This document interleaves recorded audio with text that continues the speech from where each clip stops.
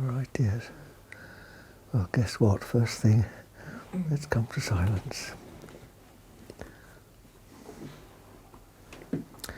There's silence, and then if we listen, you will find deeper silence, because silence is not just a thing like that. It has no end. So if we wish to go deeper into silence, which really is deeper into the infinite, then we need to listen. And you'll find that listening too deepens and deepens and deepens. There's no end to listening. It's not just a limited moment. If you listen carefully, listen to whatever sounds there are, the gurgling of tummies, and breathing. There's always some sound. Then you listen beyond that sound, you see. And then beyond it, there you go, deeper and deeper and deeper. Only really listening is required. There's a great art in listening. With listening you can penetrate the infinite. We don't listen to sounds, we listen beyond sound.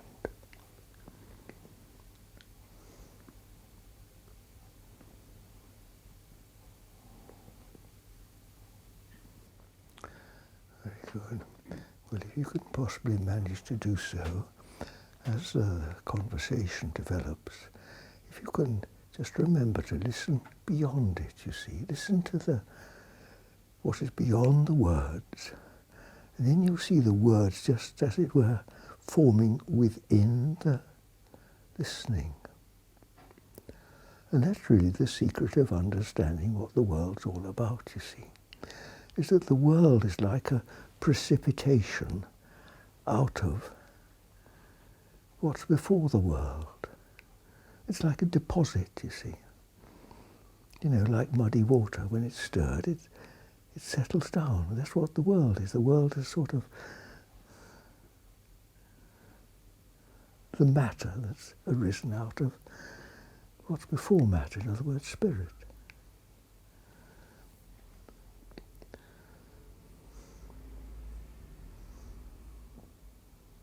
It's so simple when you see it, isn't it?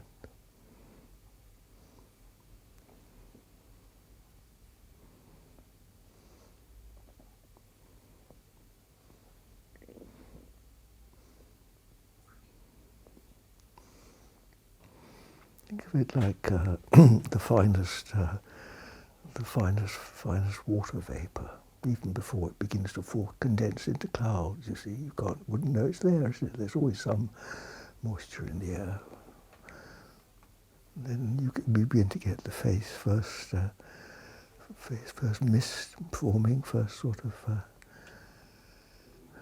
not crystal clarity of the air.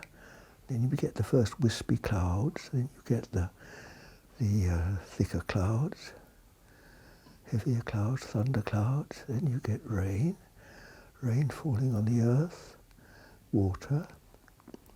Then what happens? The water freezes into ice, doesn't it? And you and I are really just frozen bits of spirit. That's what the body is. That's what matter is. It's just ice. It's just frozen spirit. So the reverse process is simply to melt.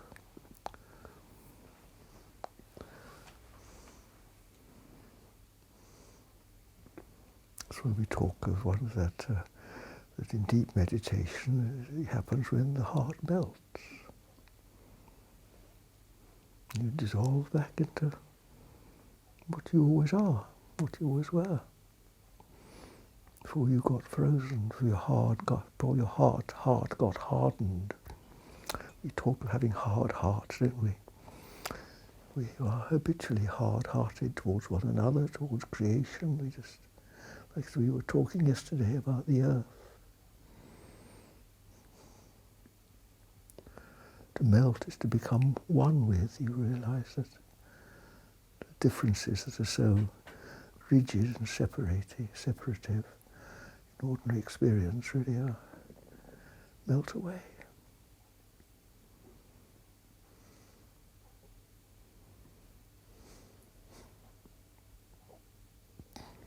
So sitting here with you now, which is more real, the oneness or the 10 of us?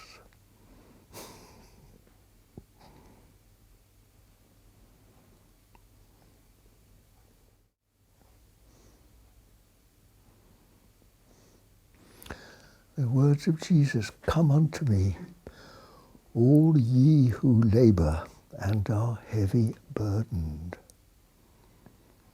and I will refresh you." He goes on to say, "For my yoke is easy and my burden is light." Now let's just consider that. So, who's speaking? And where is he?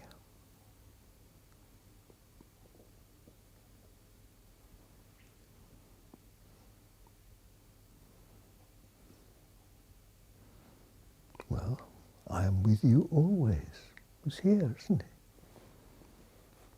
It's this spiritual presence, the I am, the identity of what Adam is. Adam, the first man in creation. Where is he? He's here, isn't he? First man of you, first man of me. What we originally are, in other words, that spirit, before it gets precipitated and crystallized into frozen bits of ice that think they're separate. And there's no weight in water vapor, is it? And yet ice is heavy. So come unto me, which is come back to the spirit, and I will refresh you, I'll lighten your burden. For my burden is light. Indeed it is, it has no weight, does it? Do you know the famous book called Pilgrim's Progress? It's one of the great medieval classics that was written by John Bunyan sometime in the 1700s. And we had a beautifully illustrated copy of this. And in the first pages was this picture of this pilgrim carrying his knapsack, heavy knapsack, with his staff and struggling along the stony pilgrim's way. And he came to a wayside cross. And he sat down and he took the knapsack off and sat down at the foot of the cross. Felt better, felt lighter. I forget well the story went. Did he just forget about it and when he went on his way? But I think he did, or for some reason he didn't pick it up again. Well, anyway, he went on really because he laid it at the foot of the cross. And the cross, of course, is, if you think of the perpendicular of the cross, the perpendicular, that is the way which leads from the burden to the light. The cross has two arms, you see. One is the horizontal arm, which is from past to future. In other words, the wheel of the world going round and round from here to there, like that. And we're all hanging on the cross, as it were, being taken around on the wheel of life. But at every moment now is this other perpendicular dimension from matter to spirit. And that's why every moment there is our opportunity to turn to freedom. No matter where we are in the circumstances of this world, the moment you remember, now, just listen and look. It doesn't matter if you're in the middle of an office in London or here. And you'll find this. Behind the noise is the silence, for I am always with you. Don't be afraid. I am with you. And that's safety. That's the Saviour, you see. You hold that invisible hand and you're safe.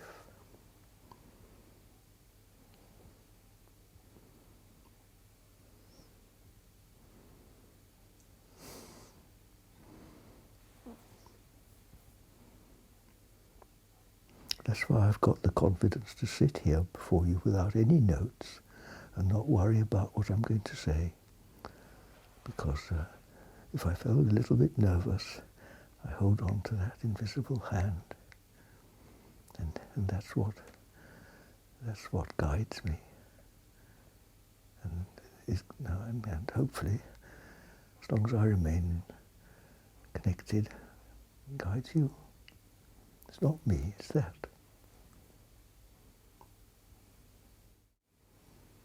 This invisible spirit is also called the Comforter, isn't it? Indeed, that's just what it is, isn't it? You can feel the invisible arms, as it were, embracing you. Come, my beloved, home. It's just what it is.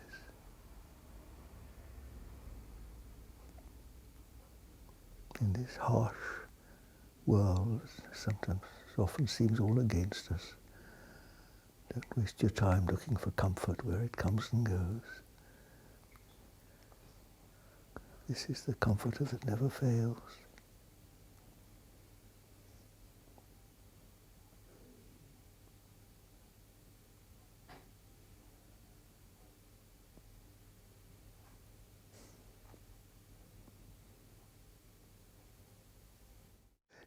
In the school where I was taught, where Catherine also learns, you can make a nice little diagram of an eye by sort of doing that and like that, and all these diagrams they draw on the blackboard about the mind and circling thoughts and all these sort of things.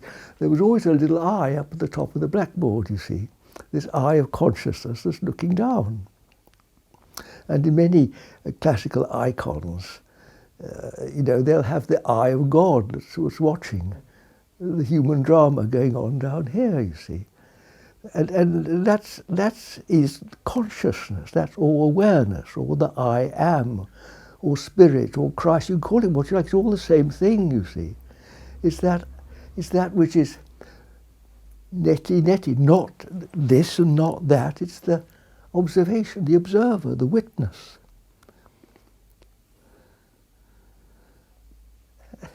And we're all doing it because of the fact that you're all looking and listening to me now. It's functioning in all of us all the time. But it's beyond description, and once you try to sort of analyze it in psychological terms, you've lost it. And this is what happens when man falls in consciousness from his original pure Adam status, I am, which is singular. There was only one man in the beginning. There weren't two atoms, there was only one atom. And then falls into the multiplicity of creation. Because we've fallen in consciousness. And this is happening all day, every day long. It's not just an event in history.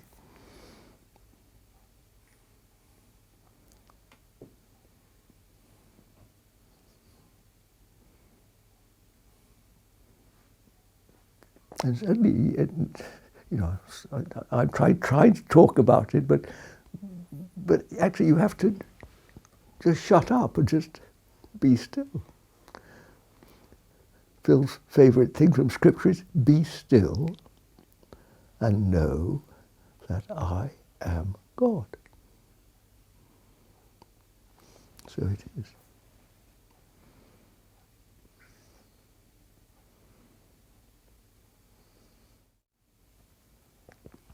When you look around this room, you see light and you see shade, don't you?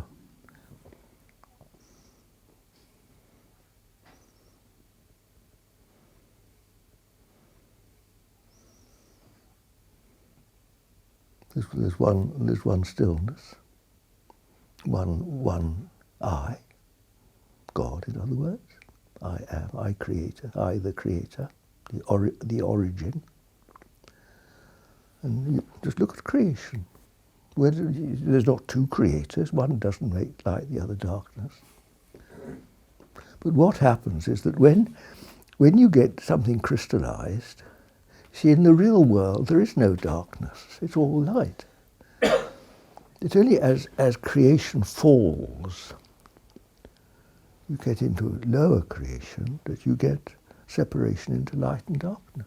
It's just what happens when you get something solid. When you get this, in other words, then you get an obstacle to light, and the obstacle creates darkness. Look, when I turn to light, there's no problem, no obstacle. When I turn away from it, I'm in the shadow, and so my vision sees darkness. So I look at the world and I see problems, and everything's wrong with the world. And I try to sort the world out by little choosing bits of darkness and playing this game of darkness. This never really works, does it? But when I turn back to the light, what happens to the darkness? Can it really, really be that all these monsters of the world, all the things we call evil, are not actually as real as we think they are?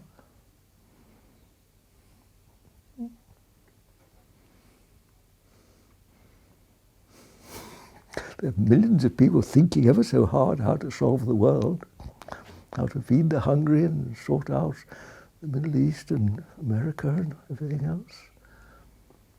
But what happens when you wake up from the dream?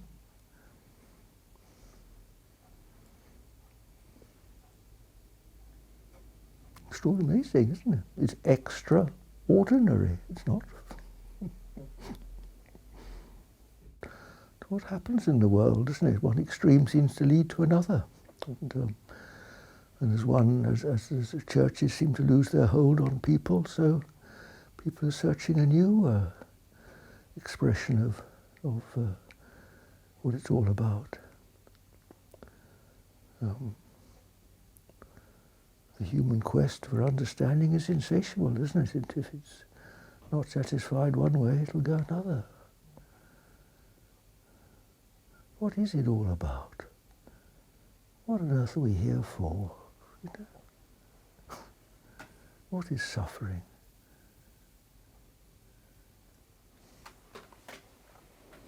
Well, yes, indeed. What is not a lesson to us in one way or another? Everything that happens, you see. There are many traditional sayings, aren't there? Everything happens for the best, and we can take what comfort we can from these things, but even better if we actually put them into practice and have some effective means of practicing, of work, which is what I mean by work is the process of turning that way around, turning from darkness to light.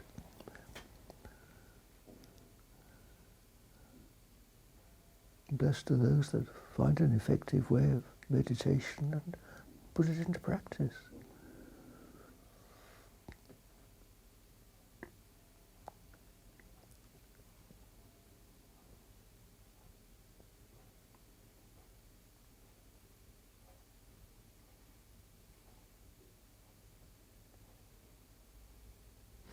When you get a good perspective on all this, you can see how perfectly.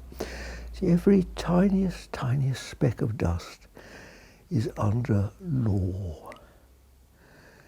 There's nothing happens by accident. Everything is lawful. See, turn away from the light. We play games with darkness. We fall deeper and deeper into the bottomless pit. And everything that happens is consequential.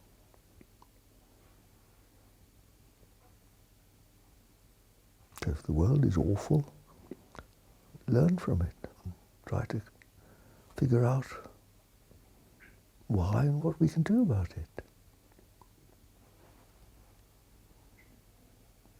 But again, if we get lost, come back here. This is what always, when we get confused and don't know what we're talking about, the golden rule is come back to this presence. Here you sense this stillness.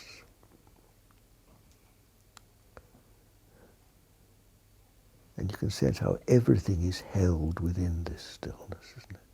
That it's all held within consciousness. In other words, that God has his eye on everything.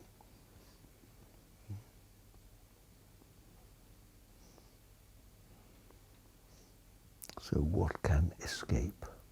What cannot be within this universal embracement?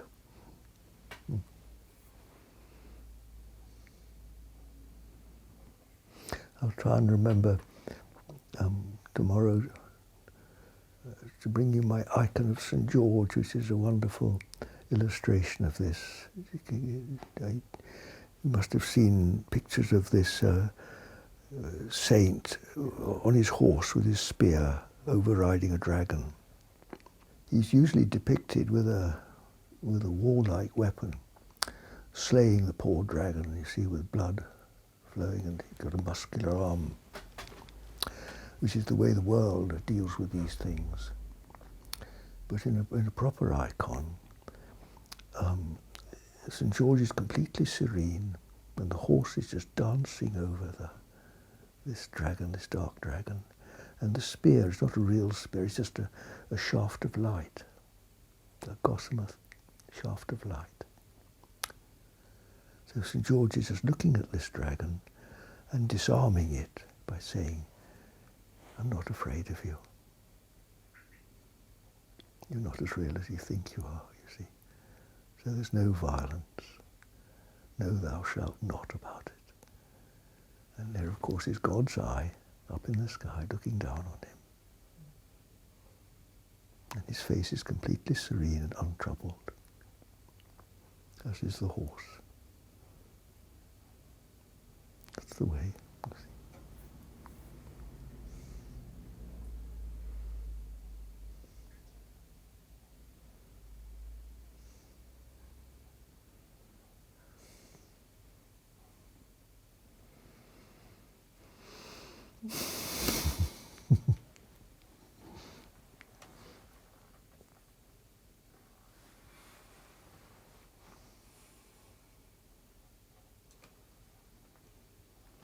I've tried to show in my book, Mystic Forbearance, this long history of Russia. This has had surely one of the most awful histories, not only in our own century, but in those past, and how she has taken on this great lesson of forbearance, how to endure what she cannot change and yet aspire to salvation in spirit. I learned a great deal about, when I was there, about suffering and the inhumanity of man to man and life, and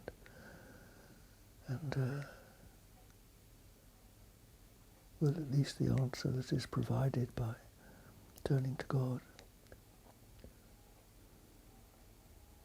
And the key to it is humility. It's a great, great thing to be humble. I'm not sure if anything in this world is really more important than to be humble in the face of these things.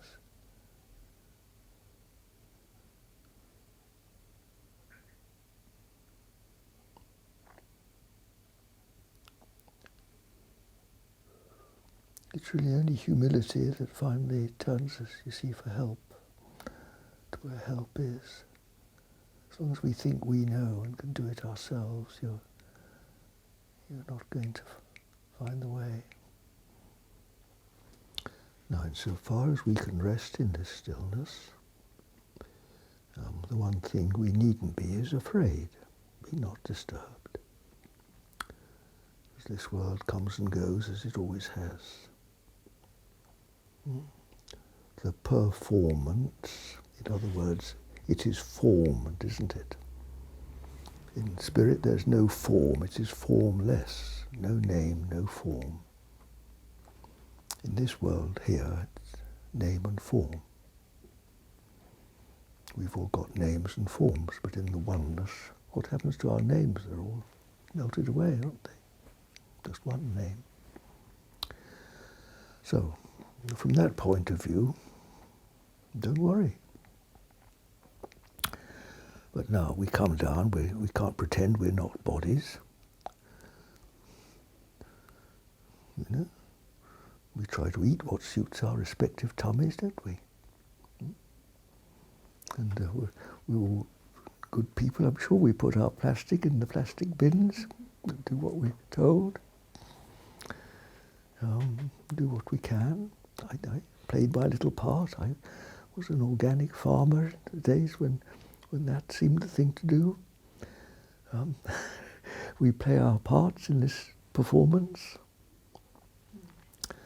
And we grow up gradually, because at the time that's where we are, aren't we? That's where we're functioning. And then gradually, through experience, we may grow up and start functioning at a bit higher level, and at a higher level. Eventually we may become like St. George. To someone like myself who started, who was one of the first people really, or my dad was really, to get the organic message. It wasn't called organic then, it was called something else. But just in my short lifetime, I've seen how this has developed and become a worldwide power now, a worldwide movement now. All these words like ecology and organic things were unknown when I started like this. They've all come in my time. Conservation. And look at the same way as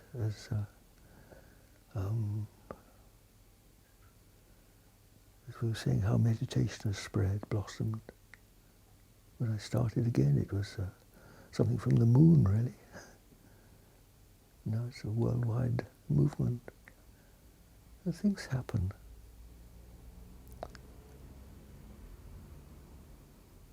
And then we have this thing called faith. What is faith? At the level of human intellect, you see, we just get into a muddle, don't we? This is what you call duality. Well, there's always another point of view, someone else to say, but. And then immediately you get argument. When you come into higher knowledge, it's beyond thinking. So we use this word faith. Faith is really higher knowledge. This faith that everything's all right, that everything's in God's hands. And all we have to do is trust, have faith. And if the world's destroyed, the world's destroyed. And if it's saved, it's saved. So all will be well. Worlds have always been created and destroyed. There's nothing new about it. It's been happening always. Things have come and gone. Death is not as real as we think it is. Once this bogey of death is dismissed, well, what's there to be afraid of?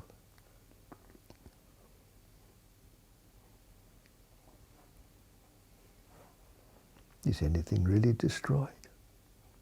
Because all these forms are held, you see, in the formless. Before the ice was crystallized into separate forms, it was just one vapor. It's not that you don't need to weep tears for the ice when it melts, because it's just going back to its origin. And then it will recrystallize again. Nothing's lost. How can it be lost if it's all in God's care?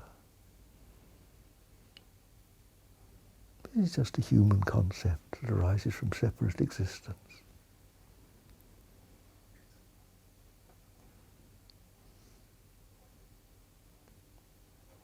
See for yourself, my dears. Don't listen to what I say. Find the stillness and see.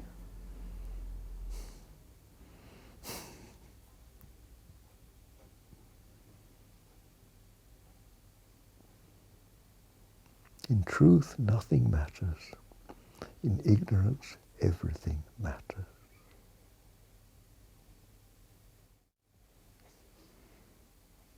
Well, what is great, I think of it as spiritual sunshine, really.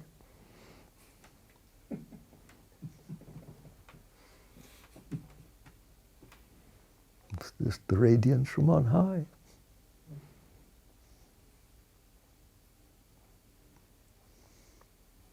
The sun is a very good analogy of God. It just shines, doesn't it? The clouds get in the way, but the sun doesn't stop shining. We turn around, or the world turns around, but the sun is just shining. And it doesn't criticize anybody, does it? It shines on the good and the bad equally.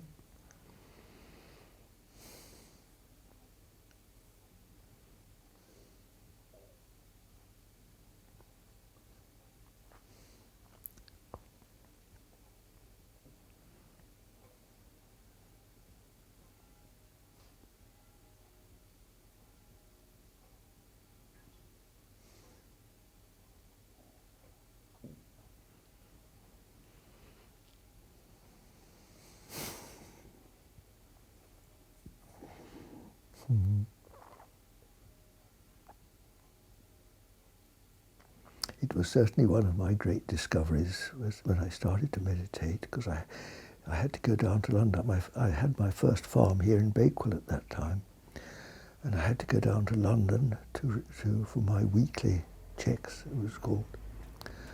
It was a huge trial for me, but I couldn't deny the fact that I could go into wherever I could find a place to sit down, even in the railway station, or on the train itself, anywhere at all. I could meditate, in some ways even better than I could at home, because you had to work a little bit harder to do it, because the distractions were more, so you had to be more attentive. But absolutely you can. It really makes no difference at all. The outer circumstances really are of almost no consequence.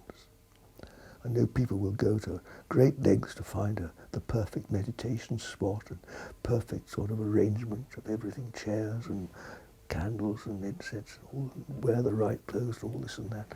But really all these things are really peanuts compared to just sitting down wherever you are, in whatever condition you are, just saying your mantra or whatever, and just realizing that these things don't matter.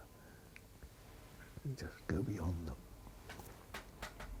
And that real answer to what Phil said earlier on today was, no matter what's going on in the mind, you see, all these questions of what to do with your thoughts, am I these thoughts, or whatever they are, this is all just the play of the clouds in the sky. And you don't really need to know the answers. You don't get answers really at that level. But if you just do what you're told and just listen to the mantra, just get up in the aeroplane and go beyond the clouds. And the problems are just, you can laugh at them. We were told, this is when I was when I was at the school of meditation, because this question of what to do with your thoughts, it's everybody's concern, and everyone worries about it. And we asked the head of the tradition from which meditation came was, well, what do we do with them? And his answer came, get the couldn't care less attitude towards them. Which was really such a contradiction to all our hard work trying to sort out our thoughts. Just get the couldn't care less attitude about them. And it's a wonderful answer. And so I just don't bother with them. Sometimes I sit in the church there, my head's full of thoughts. They come and they go. I just don't bother about them. I'm not really very interested in these questions, what to do about them.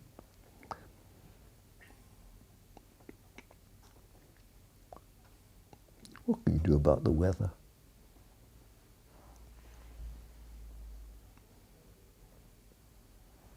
And then next time I sit to meditate, my mind is probably clear. Next day it isn't again. So it goes. All the do-nots in the scripture are in the Old Testament, aren't they? When man is living under law.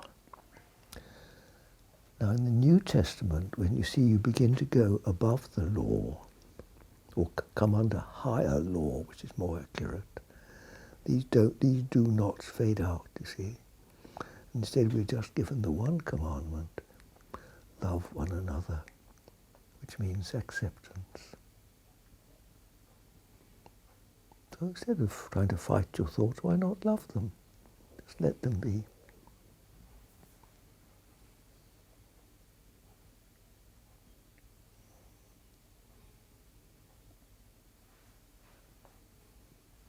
It doesn't mean to say you have to hold on to them, grab them, become attached, in which case you will get lost in them.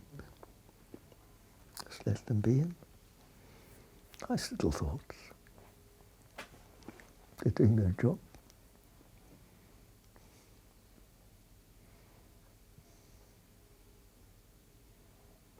Beautiful little things.